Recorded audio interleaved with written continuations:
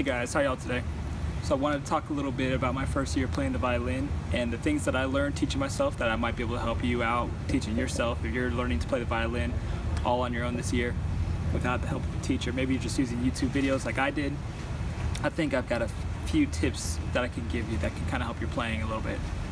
And you know, these are all tips and opinions that come from me who's been self-taught this year, and I wouldn't consider myself really great yet, but for other first-year students out there, I think I can give you some encouragement and some tips that can help you with your playing. So my first tip is to know what you're practicing and practice with a purpose. You need to, at first, when you first start playing the violin, you need to break down the different components of playing, you know, such as your right hand technique and your left hand technique, and then your posture. And you need to practice all those things separately. You need to start with your posture first. You need to make sure that your posture is where you want it to be, and it doesn't falter as you hold the violin, or practice keeping it in the position that you want it to be in. You need to make sure it's not slipping out of your shoulder or under your chin. Make sure you're really set up right. Your right hand, take your left hand away from the violin. Just practice your bow strokes. Make sure they're straight, they're even, it produces a good tone. Don't be afraid to use the whole bow, that kind of thing. Same thing with your left hand. Take your right hand away and practice your left hand, put it on the fingerboard, and just pluck the strings to make sure you're getting a nice sound out of it, and you're getting the note that you want, and it's not out of tune. Doing these things separately will help your mind to focus on what it's doing and take itself away, so you're not really paying attention. After you practice so long, you're not really paying attention to what you're doing anymore, and you just kind of go to autopilot and let the muscle memory take over. Muscle memory is what's definitely going to really help you in your future playing, because when you first start violin playing, at least for me, everything was completely mental. Like, I had to focus really hard on what I was doing at any given time. Like, I would either have to focus on my right hand, my left hand, or my posture. And when I first started playing, I tried to do everything all at one time, and it just didn't work. I would sound absolutely terrible, and that's because I wasn't used to the muscle memory. My muscles weren't used to what I was doing, didn't know what I wanted from it, and so I would just create terrible tone. I couldn't play in tune unless, like, say I was focusing on just my left hand playing in tune. It would do that. I could play in tune as long as I'm focusing on that, but my right hand, because I'm not focusing on what my right hand's doing, it completely just is terrible. The tone was terrible. It'd be too heavy or too light.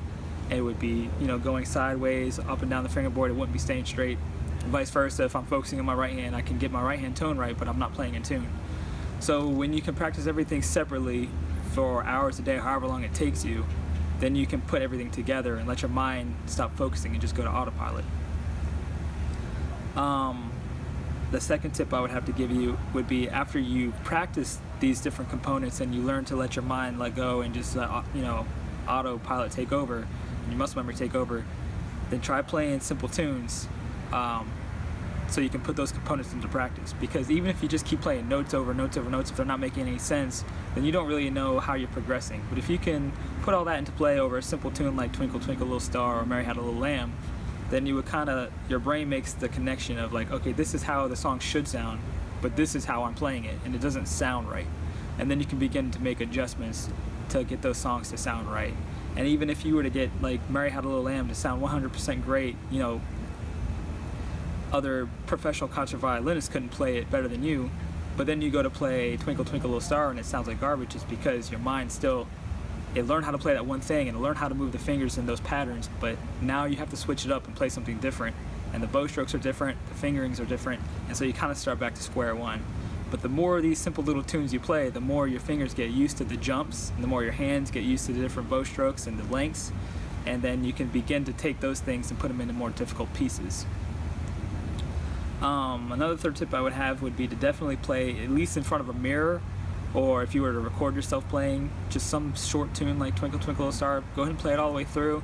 Stop your recording if you're recording yourself, and then play it back and listen to it and watch how you're standing and how you're doing your bow strokes, and how your left hand is jumping around the board, and if you're kind of losing control or something like that. And once you can take that step back, you can begin to see where you need to improve yourself on, because you can notice your tone is kind of like a little weak, or you'll notice that your intonation is kind of off and you're playing notes out of tune. And even if it's just by that little bit, you can make those micro adjustments and really start to kind of tighten up the things that you're practicing, and it'll just help you overall later on down the year as you keep playing. My last tip, I think, and my most important tip would be to watch other players as much as you can, and to keep surrounding yourself with a community of people who play violin or viola or cello or whatever, even other instruments. But definitely the violin, watch how they hold the violin, watch how they bow the violin, watch how they use their hand to create the notes, and try to mimic what they do as much as you can. And you might find that maybe you were doing something wrong while you were practicing, and you can make those adjustments, and all of a sudden you sound 100% better.